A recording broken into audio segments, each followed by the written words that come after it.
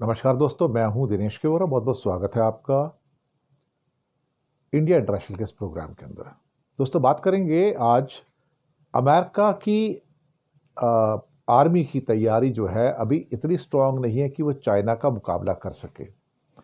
एक रिपोर्ट आई है जिसमें कहा गया है कि अमेरिका कई और देशों का तो मुकाबला कर सकता है अगर डायरेक्ट फाइट हो जाए, लेकिन वो चाइना का मुकाबला नहीं कर सकता है।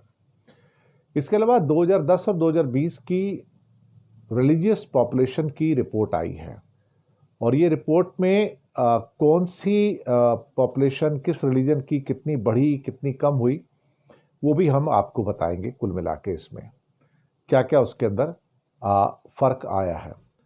और भारत सरकार का जो डेट रिडम्पशन होता है, यानी कि जो सारा कर्जा लिया हुआ है उसकी जो पेमेंट्स हैं, इसको एक रिडम्पशन कहा जाता है। जैसे कि कई बार आप कोई बॉन्ड्स खरीदते हो तो उसको रिडीम करवाते हैं, यानी कि अनकैश कर लेते हैं।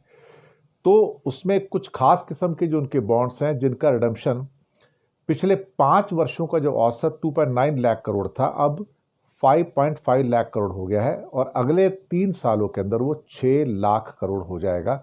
ये अपने आप में परेशानी वाला सबब है, क्योंकि इससे बॉन्ड यील्ड पर दबाव बढ़ेगा।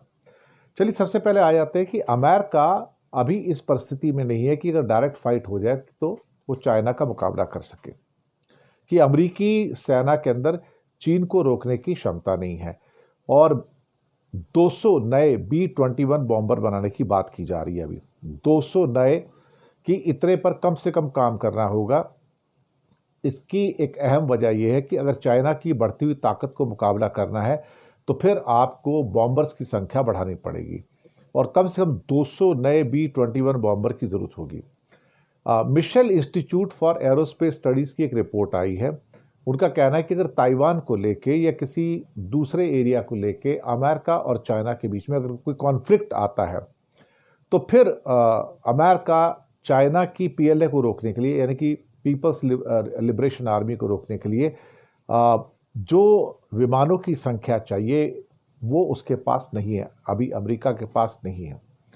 उनका कहना है कि वो अमेरिका अब चाइना के अंदर जो अगर लंबी दूरी से कोई हमले भी कर रहे हैं, मिसाइल्स वगैरह की भी, तो वो ताकत भी उसकी कम हो रही है। इसलिए अभी रिसेंटली मैंने एक रिपोर्ट दी थी कि अमेरिका अपनी मिसाइल प्रोडक्शन को अप कर रहा है, चाहे वो टोमाहक मिसाइल्स हों या मीडियम रेंज मिसाइल्स हों या लॉन्ग रेंज मिसाइल्स हों, उनकी प्रोडक्शन को अब कई गुना तक बढ़ाने जा रहा है।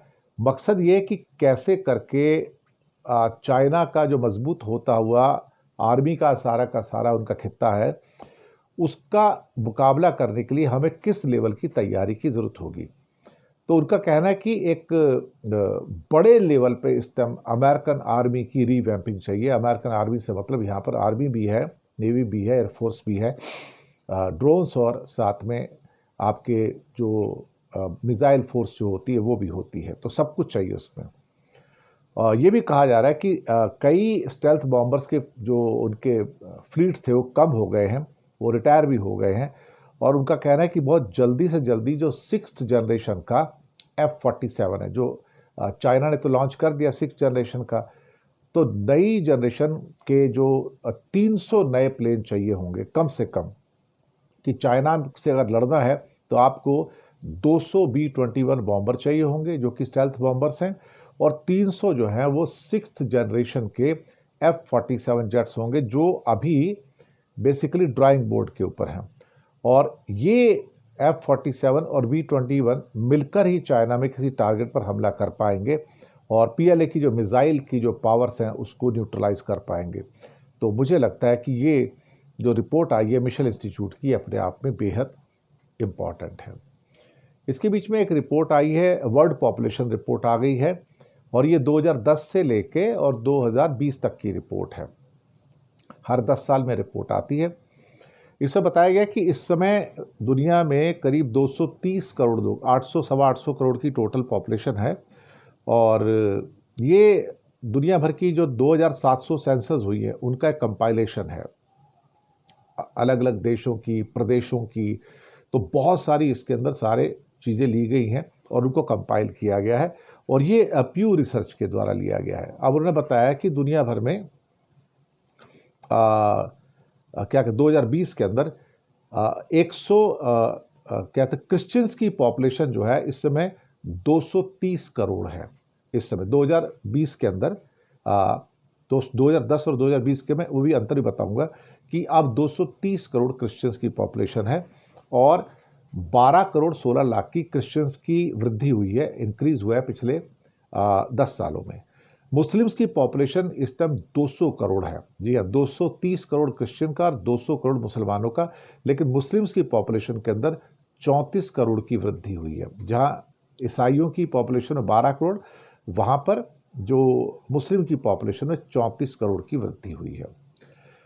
सबसे आश्चर्यजनक जो चीज निकल कर आई है वो ये निकल कर आई है कि दुनिया में उन लोगों की संख्या इतनी ज्यादा बढ़ गई है जो किसी धर्म को नहीं मानते, जो नास्तिक हैं, और वो संख्या आ गई है 190 करोड़ पे। ये अपने आप में इस समय लोगों को अचंभित कर रहा है कि लोग धर्म से जुदा हो रहे हैं, और 190 करोड़ हैं। और इसके अंदर जो वृद्धि हुई है वो 27 करोड़ की वृद्धि हुई है पिछले 10 सालों में। 27 करोड़ नास्तिक बढ़ गए हैं। नास्तिक मतलब किसी धर्म में विश्वास नहीं करते हैं। हिंदू की संख्या 120 करोड़ थी पूरी दुनिया में, अब 126 करोड़ है।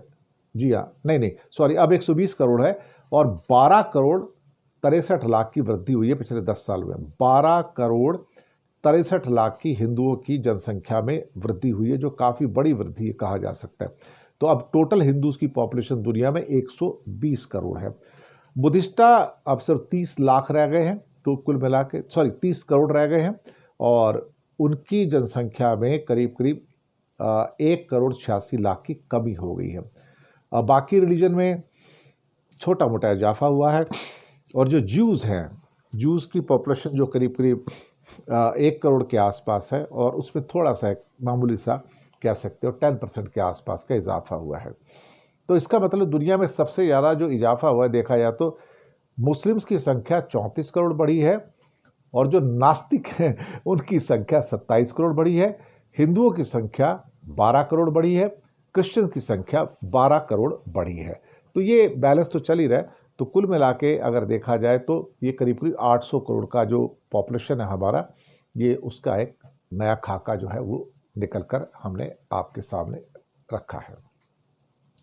तो अच्छा है, कम से कम जो लोग भारत के अंदर ये कहने की कोशिश कर रहे थे कि हिंदुओं की पॉपुलेशन बड़ी कम हो रही है और मुसलमान को ओवर पावर कर जाएंगे, ये सब बेकार की बातें हैं। और मुसलमानों की संख्या भी अब कम हो रही है। 2020 के बाद तो मुसलमानों की संख्या में कमी भी बहुत ज़्यादा अब आ रही है।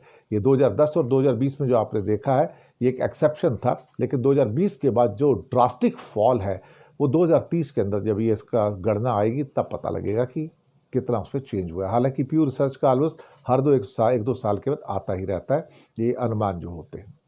शुक्रिया आपका। चैनल को सब्सक्राइब कीजिएगा। हो सके तो छोटी छोटी आर्थिक मदद कर सकते हैं। नीचे हमने आपके लिए UPI number, bank account number और जीपे और फ़ोनपे के लिए एक नंबर दिया है। किसी को चुनकर छोटी सी मदद करेंगे तो अच्छी पत्रकारिता को आगे बढ़ाने में आप हमारे मददगार भी बनेंगे। धन्यवाद आपका।